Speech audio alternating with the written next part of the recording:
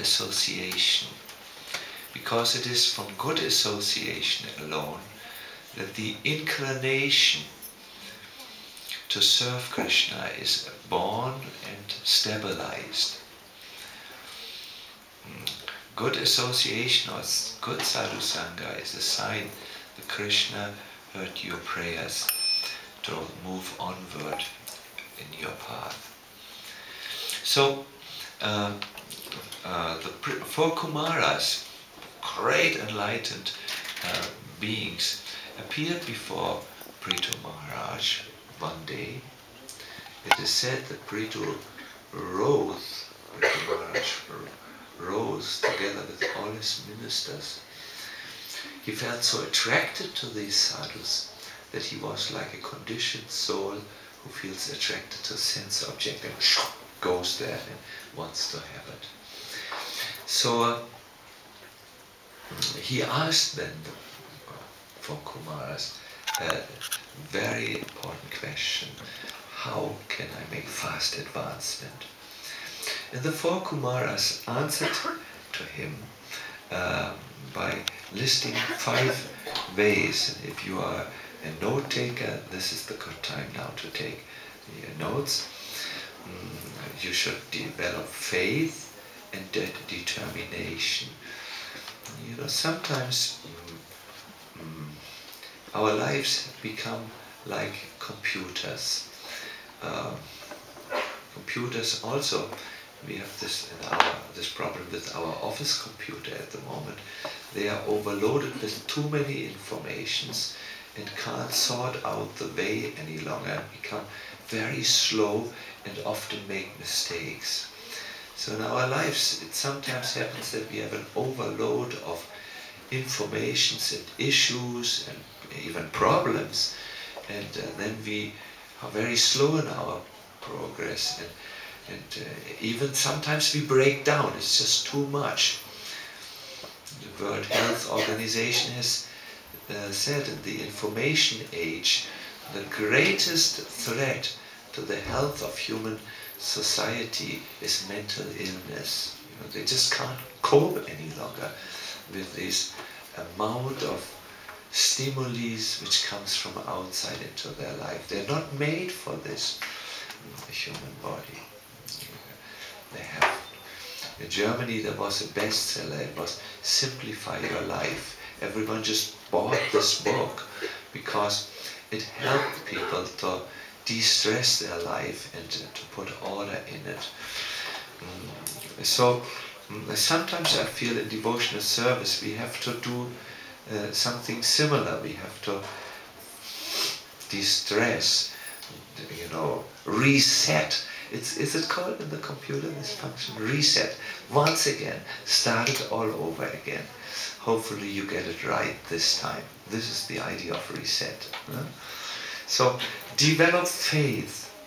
That is how you reset. You have to go to the very beginning of your spiritual life, and the constant foundation, Shraddha, and then determination, like a determined effort. This is the first of the 5 recommendations, how to develop one's attachment to Krishna, make fast advancement. The second was, inquire about bhakti. Ask the question, what is bhakti? What is this rare item? And I want to repeat the answer to this question, because for me this is a breakthrough. I must confidentially tell you, I never understood it from the point of knowledge. Well, I had always a type of intuition and feeling, but when we want to find out what is bhakti, we need to go to the acharyas. And the acharya of our the Gaudiya Vaishnava Sampradaya, the Abhideya Acharya, you know, the one who talks about Bhakti Yoga, the process of Bhakti Yoga. It's Rupa Goswami who gave a definition what is Bhakti in his work Bhakti Rasamrita Sindhu. he said something so deeply and so profound that if you just care to think about it, I think two things will happen in your life. You will get a newfound hope, which will inform your Shraddha that it is actually possible, and you will also get a very practical hint how to do this. I was made aware of this foundational principle by Adipurusha Prabhu, who's a respected teacher in our movement, in the Bhakti Shastri and Bhakti Vaibhava and everything. Adipurusha is today with us by Krishna's arrangement, and I would just could you please be so kind, although it is maybe embarrassing, just to get up, only for service, and no, just let you see, this is Adipurusha Prabhu.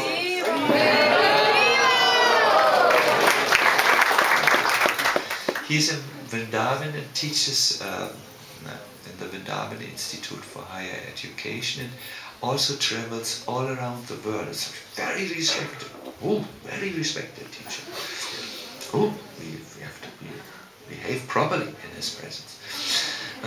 So he gave a class, and I heard about this class and saw the diagram of the class. And it was such a profound point that I said, now I will make a walk. My life is not the same after hearing this point any longer. First I wanted to think maybe he had speculated a little, then I won't have to take it serious what he says. But I found out it was absolutely the truth. It's like this. Anya vilashita shunyam jnana kamadhyana vitam anukulina krishna anu shilanam bhakti uchate. Bhakti uchate, that is called bhakti. With, now the positive definition, which is an activity which is done for Krishna. It's directed towards Krishna. How? In a favorable mood, that means to give him pleasure. That's bhakti. Now comes the negative definition. It cannot be mixed with the desire for liberation from this world, and not be mixed with selfish desires. So what this means, I see already you switch off of too much philosophy in the morning. Please, not this in the morning. But stay with me. It's worthwhile. Let's make it simple for all of us. I also have remained a simple person. When it gets too philosophical, I also start to lose it. So, but here you can all understand it if you wish. It's very simple. You may not be pure yet. You may be what you are. But you still can do pure bhakti. Unmixed bhakti.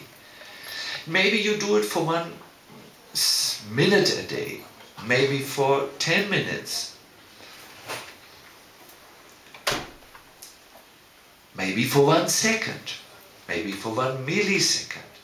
But pure bhakti, which is something so exalted, is possible even for a normal person.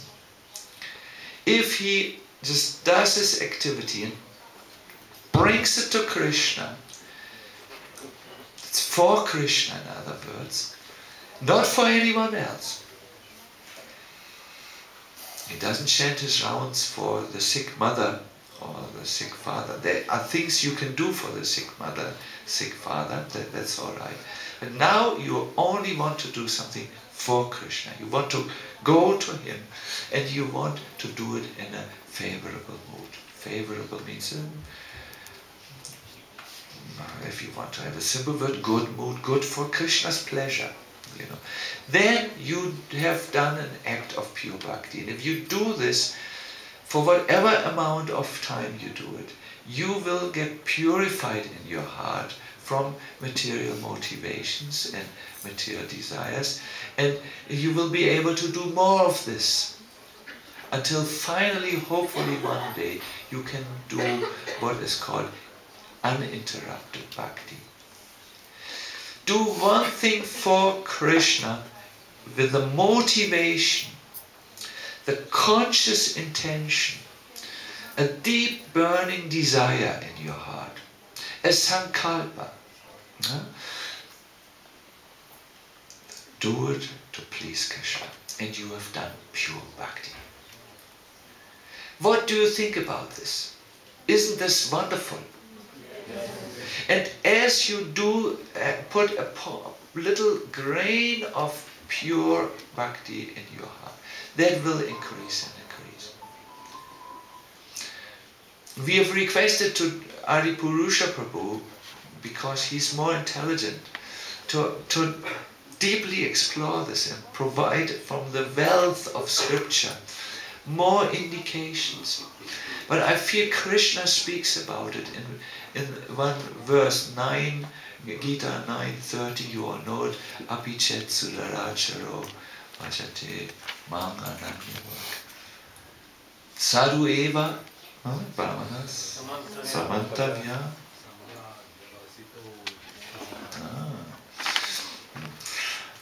You can, even if you are the greatest of sinner, Krishna explains, api means even, you are fallen. If you are on the right path, that means you do pure bhakti, you are properly situated. And very soon you will become righteous, it will work on you. I feel some of us are not conscious that they can walk on this path of bhakti, because they have mistaken the word pure to mean that they have to be pure. They have not understood this word in relationship to bhakti. They have always thought of this in the relationship of the performer of bhakti. Now I would like to say that this is not an encouragement for sinful activities or impure thoughts or politics or envious things or all the bad things, you know. No, these things must be given up. Of course. But it's an encouragement for the conditioned soul to start his path in actual seriousness and do something that is transcendental.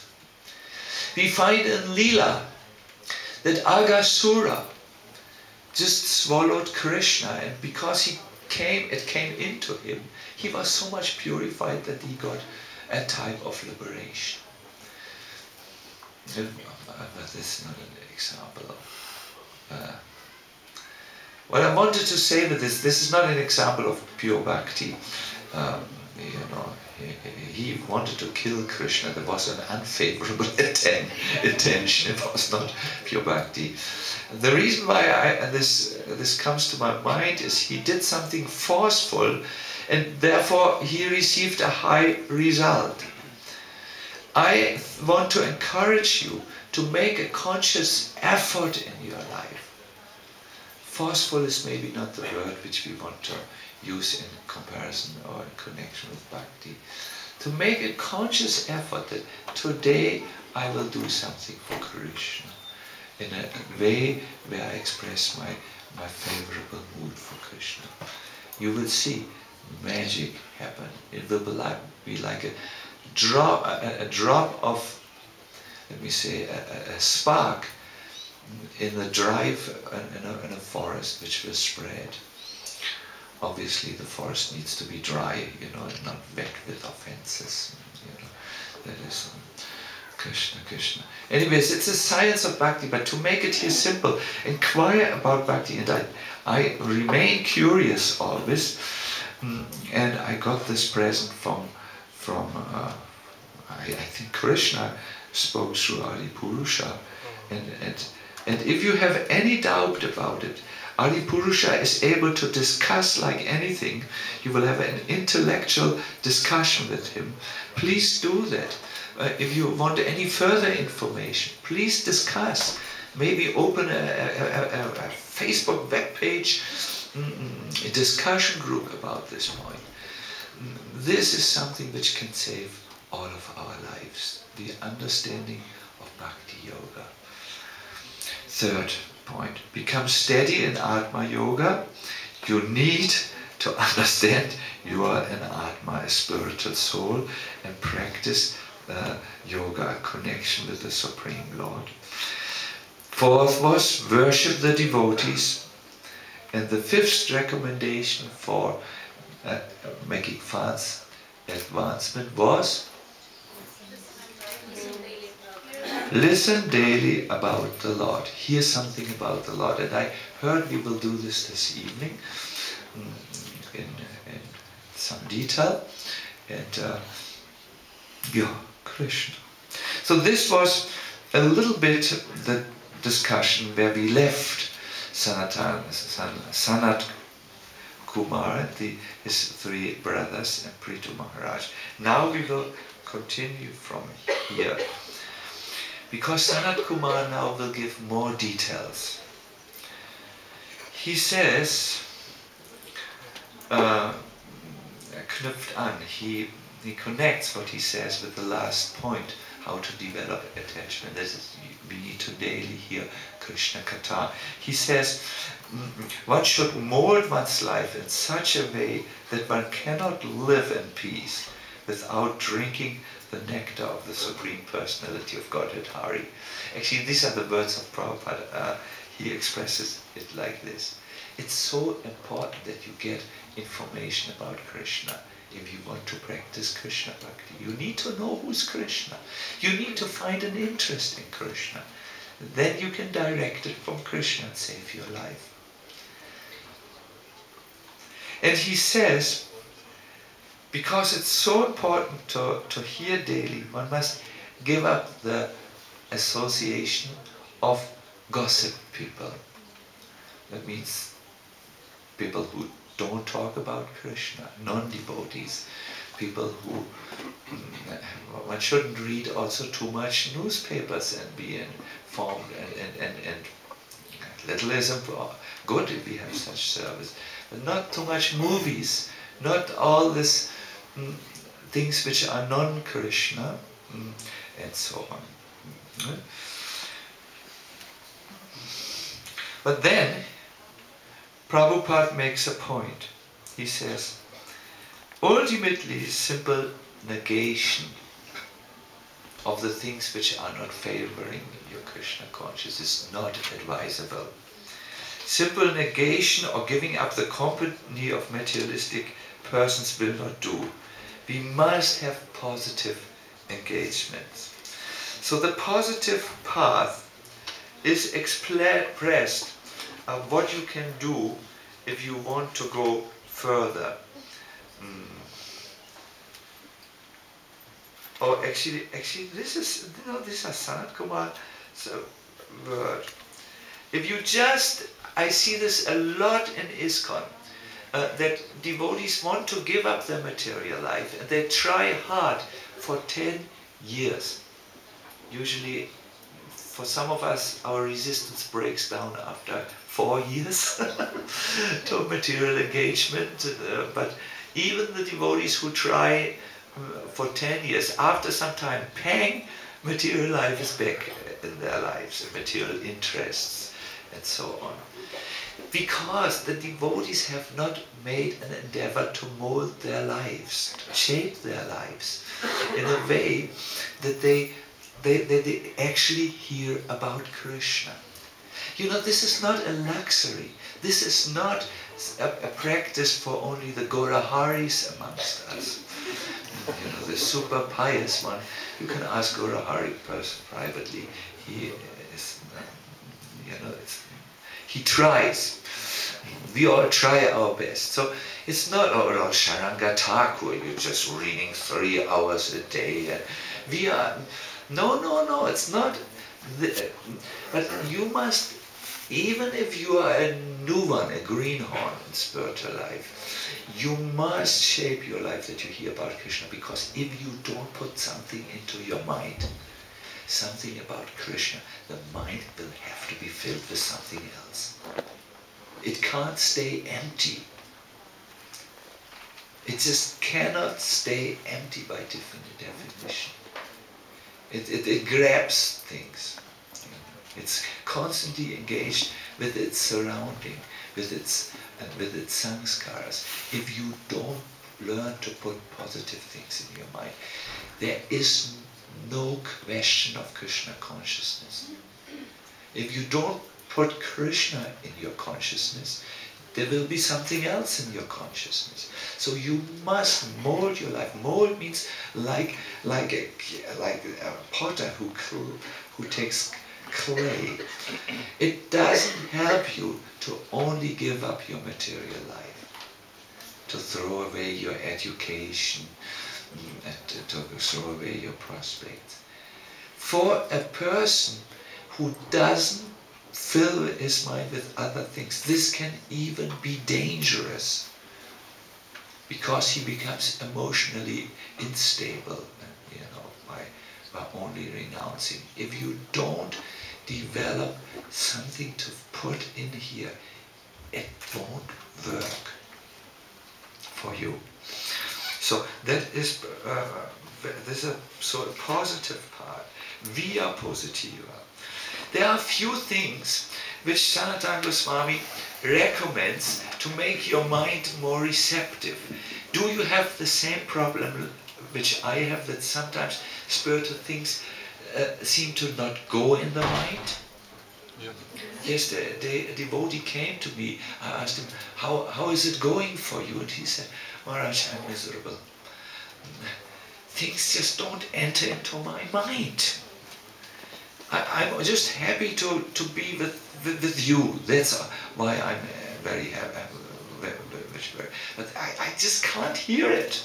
It just seems there is a guard on my ear which shoots down any spiritual information. That just nothing comes. My antenna is broken. We have written about this in a novel called Broken Names. I'm consistently making advertisement for this book. Because I wrote it for you, it's meant for you. If you don't take it, my endeavor is futile, So how do we make our mind more receptive? Is there something we can do, some mental training in Krishna consciousness?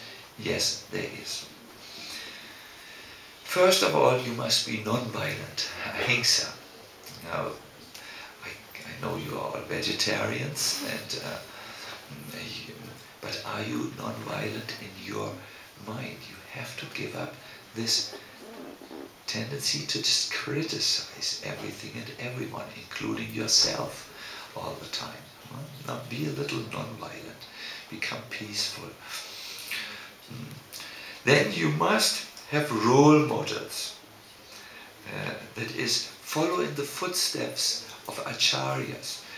Maybe read about their examples, and as Prabhupada said to us, do like I do. He said like this, do like I do. Follow good examples. Then smritya. Smritya means remember Krishna. A day when you remember Krishna is a good day. A day when you forget Krishna is a bad day. Just, what you have heard, what you have read, what someone said to you about Krishna. Remember it. You never will be able to have emotional well-beings, good feelings, if you don't train to remember positive or spiritual subjects. You have to train the mind a little bit. Follow regulative principles. These principles set you free. They are called the regulative principles of freedom. They are not needless tortures. They set you free so that your mind is more free to think about Krishna. It doesn't always go back to material subjects, which happens when you break material, when you break regulative principles. Then become anindaya. I like this so much, Prabhus. Oh, my dear devotees. Anindaya means don't bless